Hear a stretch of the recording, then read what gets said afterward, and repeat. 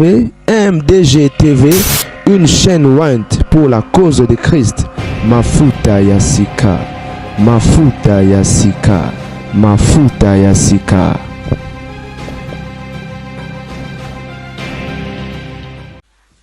Mbote bane babo lingo mikolo mikolo internet o migu matière nde matière ozwa wapi otika wapi ekopola na kopola nzembo ya momo kande boyoki sango to pendenge biso nsto yebi ke ba amoureux bazozela le 14 on peut tomber samedi Adonai. Yeah. What's today's date? It's 11. 11th. Yeah. Léo le 11. Toute la journée mercredi. Jeudi le 12. Vendredi le 13. Samedi, on va se blesser. Et là, il faut rien sur ma Camerounais. Maman, imaginez Saint-Valentin est tombé samedi.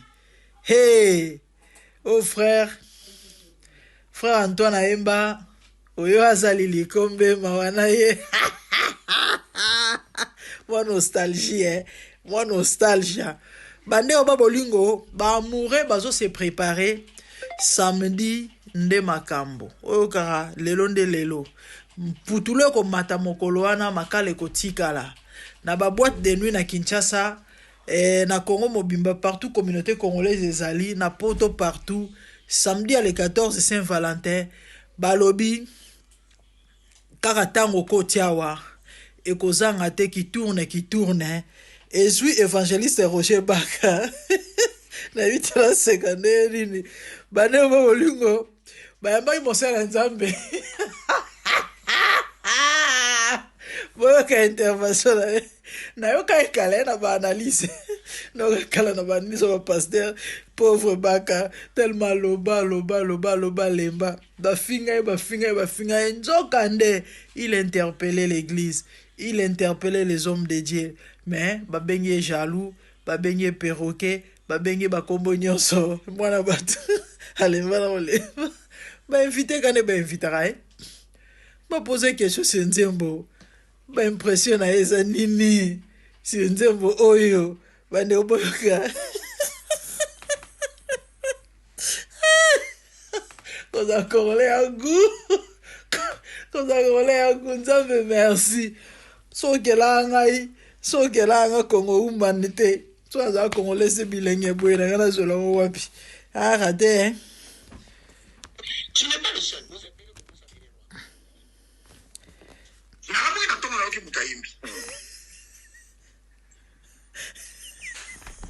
Motailomine Kinshasa mobimba bakutie dans mon cœur. Proverbe 84, il dit garde ton cœur plus que toute autre chose. Garde-lui tes des sources de la vie. Rythme changé. Kakande ngo kucha.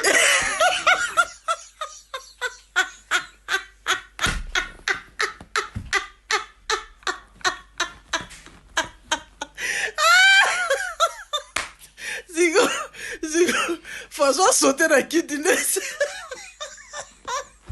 De ce que place wana. C'est que place wana échange un rythme. C'est que rythme. Tes ana te fora besoin de samuke. Vous avez samuke. Dans mon cœur. Proverbe 84, il dit garde ton cœur plus que toute autre chose. Garde-lui tes des sources de la vie. Rythme changé. Kakande ngo kucha wa. La logique qu'on fait ici. Pour la poser le fondement d'appuyer, je sais. Donc, Obini. On a loupé ma télévision, cet esprit Obini les a dit. Qu'est-ce que ce monsieur est en train de me dire? Est-ce pas un message ésotérique ou subliminal? Voilà. Cherchez le corriger comme vous voulez. Mais je vous interpelle. En terminant par cette référence. Surtout Bango. Surtout Bawana. Vers le temps de la fin. rendra compte. Exactement. Et si vous voulez continuer dans cette allure-là, on appelle Sibino Thessaloniciens chapitre 2, le verset. Ah, what's this? Nachana pause. Alobita komi kote wana. Kakatango kote wa.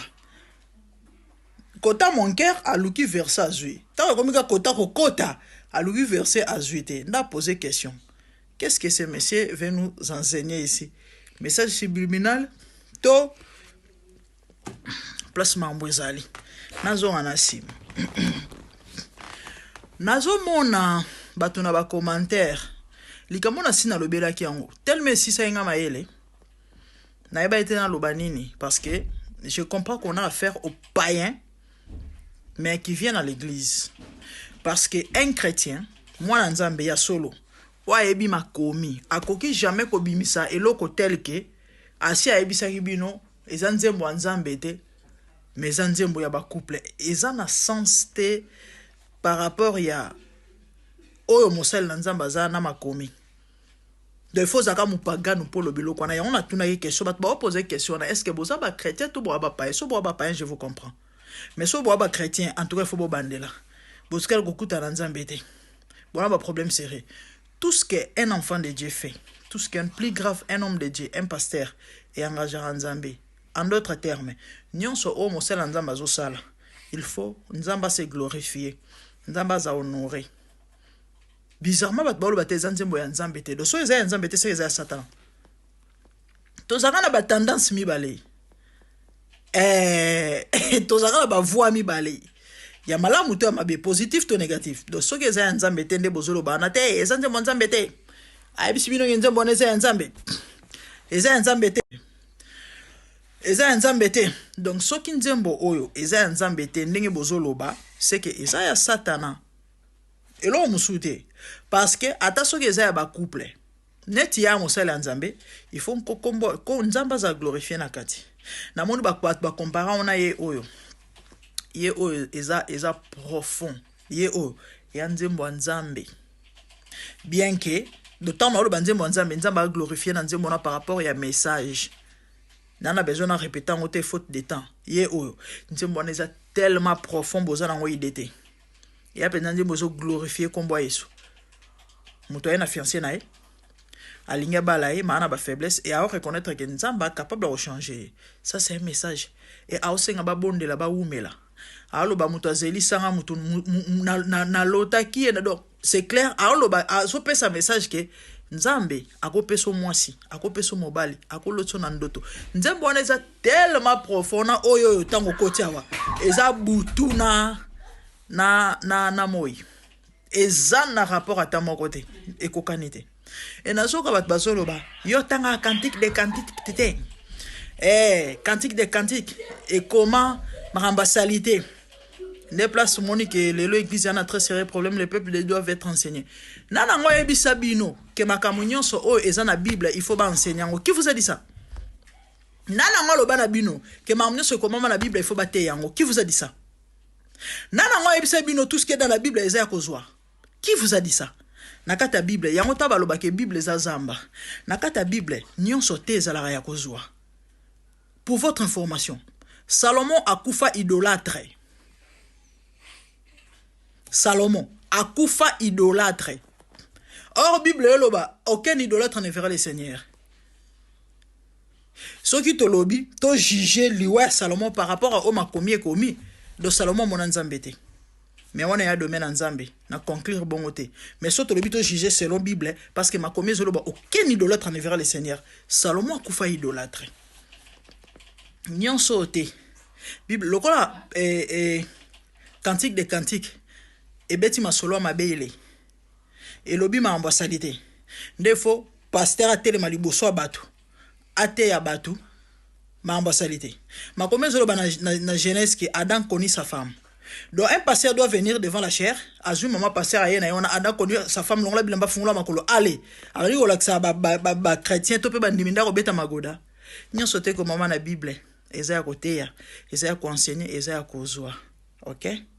Et à maweza pas si comme on a même les hommes de Dieu, ya ba ndumba wana.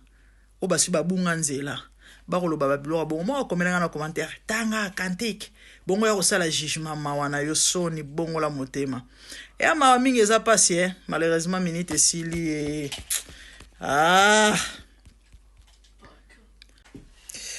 Bote bande ba bolingo de retour bande on a na chité na sisa ikolobelo na posa kolobate na vidéo évangile analyse évangile Serge Baka Nzembo ya moment. Et je rappelle que dans dans 2 semaines, oui, week-end prochain, au lundi, le 21 février, tout un concert, il y a Papa Mbiso de Ningonde et affiche Zawana. Et ou encore, si on a besoin, il y a la précision, tout son ticket, au contacter ngai. Et tout ça na Dominion Center. Bana Londres, tout ba ebisa luana place ba concert et beta marana Wood Green, number 9 de Broadway. Et concert ezalana ya Papa Mbiso de Ningonde. Pour la précision. Et puis bah détail affiche ezana numéro ezana ou soit contacter nga inbox. Donc boya ebele ba na Nzambe to sangana to kumisa mokonzi to adorer to sepele longo il est écrit réjouissez-vous dans le Seigneur. À part on a toujours consommé album ya frère na biso Christian Olongo. Azoyemba tellement bien. Azoyemba tellement kitoko. Azana banzembo ya kitoko. Ayembi ngolu asali fitirin pe na ser choisi.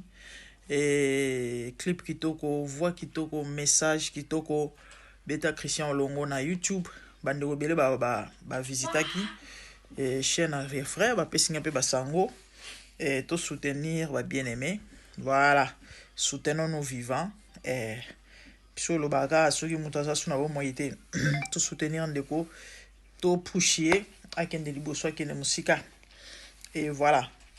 Dans le bail, vous avez besoin de promotion, vous avez besoin de publicité, vous avez besoin de tout le bela produit nayo, tout le bela elo nayo et nzembo nayo, business nayo, contacter ngai to sala yango, to panzango yo bana mokili mobimba, bino moko boza ba témoin ndenge nini ba vidéo ya la gardienne du temple ezotale ma monde entier. Partout en Afrique, en Europe, en Océanie, en Amérique, en Asie. Donc, tu vas poster, tu vas business, tu vas ya Label Biche. Je crois que on a publicité à Label Biche, les cas vidéo, au bas que ça va produire. Il y a un tel que, attendez, je vais vous montrer. Au là-bas, pour son amakolo. Tant que des salons, ça pédicure, tout cher.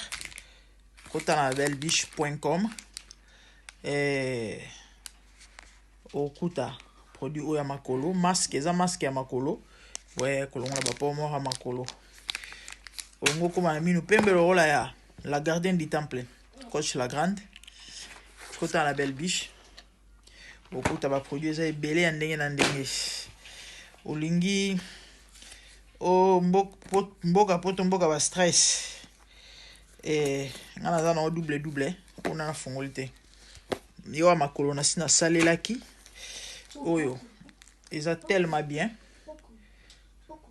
cher stima je déstressé ton si ma moto na salle de bain to pe na baignoire au tie moi tablette moko et bambuma ça la ébullition voilà continue kati on se détendre ça fait du bien voilà donc contactez biso pour la produit nayo to c'est la publicité et na bana olo babandeko temelo na olo beza mukuse voilà évangile Serge Baka va poser question sur Nzembo oyo ya pasteur Moïse alobi baluki est dans mon cœur na son sango muke ya be molaité et puis après bongo to chité na elo na olingana lobawa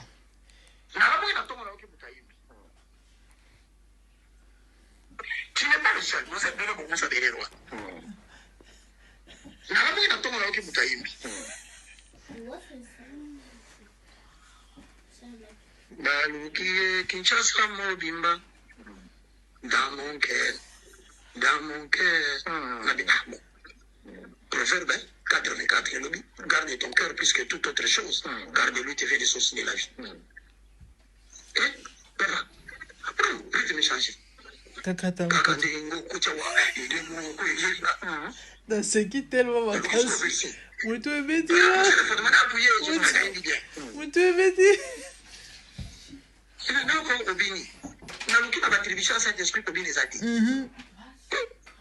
Qu'est-ce que ce monsieur est en train de nous dire? Est-ce pas un message ésotérique ou subliminal? Voilà. N'est-ce pas un message ésotérique ou subliminal? Dans ça qui analyse semaine passée, na loba qui na batu. Nalinga Moïse, j'aime bien Momo. Bon, ils ont le belate bat baebi. So ma beza na yo loba parce que na linga qui aime bien châtie bien.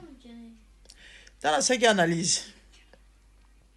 Na peut so bosser rappeler na bise bino. To bela mawanza me ko l'offre Moïse mbi. On va passer Moïse mbi. Nzembo ya blasphème. Ndego ebisinga qu'est-ce que ça a à voir? Nzembo na nzambe parce que ça na nzembo yembeli nzambe te po benga on blasphème. Faut en lito ya molimo ma msumba expliquer ngote. Faut en lito ya molimo po yoka. Po za liso molimo po mona.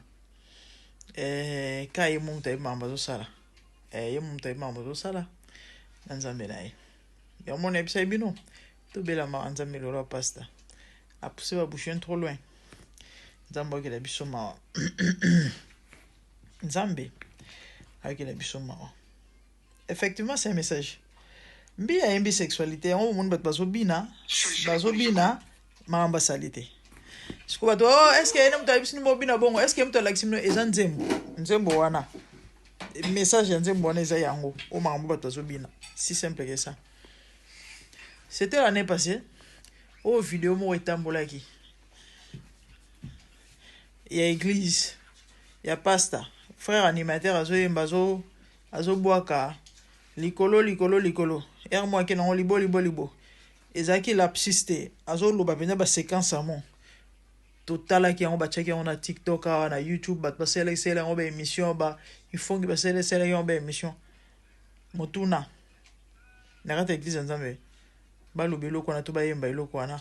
Enye lo banin to pe pona ni eza na sens. C'est ça. Profanation. Ma msusu ma expliquer on ezate pour moto comprendre azate. Oui, peut s'amener la soso. Oui, peut s'amener l'été atika liga andingwana. C'est ça, mais sinon, ça fait pitié que Dieu nous aide. Nzambe asunga biso. Quand on a besoin d'interpréter bamambu kili machin blabla. Maman komenga inbox na continue za moyembi. Bona ebi epete. Mais na comprendre ka moyembi. Amina grande dame. Batu misusu. So babimate. Ba ebanité. Eza parce que ba proposition. Ya ba benga bomba nan. Ya ba producteur ezo za makasi. O bandimi na bango ba proposition. Azui peut-être chance ba yebana ba bima. Mais ba bangi ba kokite ba lingite. Moi un peu to yebana. Ezate na bisege ka mama persévère. Tsanzambe liboso et lukanzambe. Ba producteur est belé. Ba to ba biso ba musicien chrétien. Biso ba musicien chrétien. Belé. Que Dieu nous aide, c'est compliqué mambo. Moi na lo ba passer Moïse hein. Na lo ba en général. Parce que ana bangolo na na ndenge na mamuna salon na ndenge na bomona te ba misusu bo ba beta ba conseiller na martyr. Ba ndo luka tatanganga, prophète nganga. Na ta inkomba muto ate ba ndo luka prophète nganga parce que so tangi kombo ba obeto bandika mwanda nsemi. Bo beta bandika mwanda nsemi. Bo beta bandika mwanda nsemi. Bozo ba retour ba bombe céleste. Ya mama beta martyr aluka na prophète nganga te o. Ye agenda ye moko. Elekeli mokili ngai mwana moke boye. Nasali ya mingi elongo na Yesu ma. Ndio matu naganda. Ya kotela mwezi mbie pourquoi banze mwenyesu zaka bambwakela. Banguna bakwe ndenge satana kwe kibakwe lisusu. Tala ye wana kuna na elongia ezaka elongia nani? Elongia ya meme na motema ya nkoi akoyi lisusu nasuki ya bandeko babolingo. Le message est passé. Le message est passé. Kakatango. Pardon.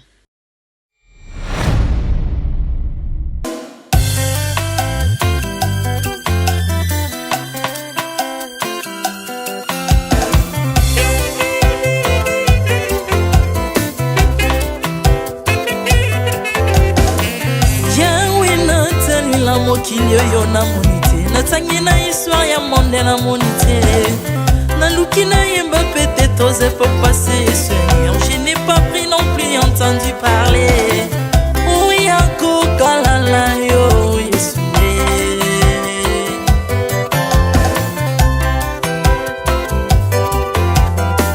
même na domaine ya sorcellerie nationale atana oyo ya international papa na yo kisangwa banzamba mokili yo mokota kufa se kwa lokola yo Yesu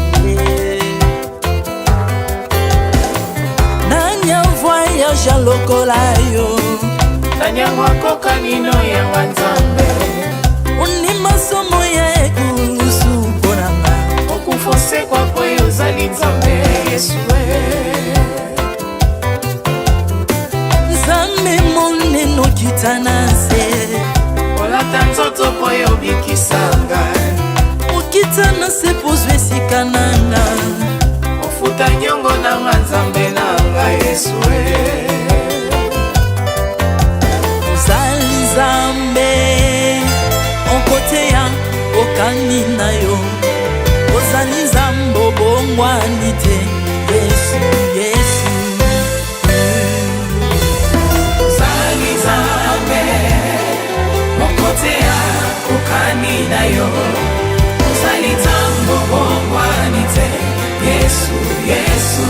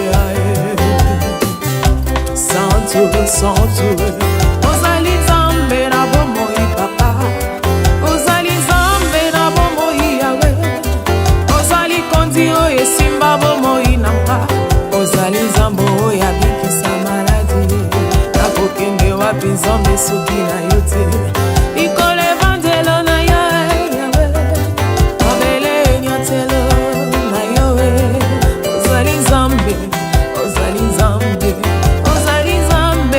mokote lokola yo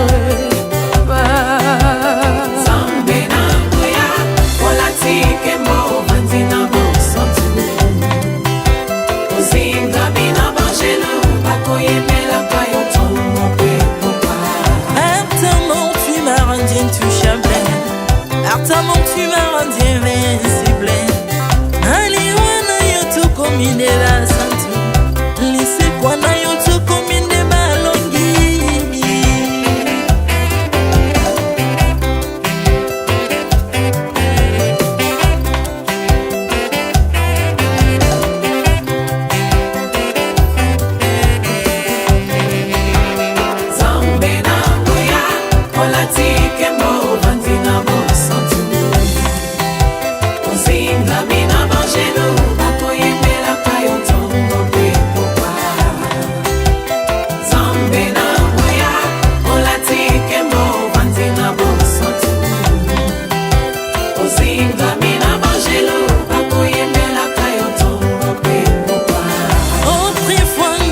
ezalaki binzo ndoki akolianga lolinga lingi mais par son son na se métamorphosé osimingo sambwe maladie na miso bolingo bebi naza toxiqué grâce à lui.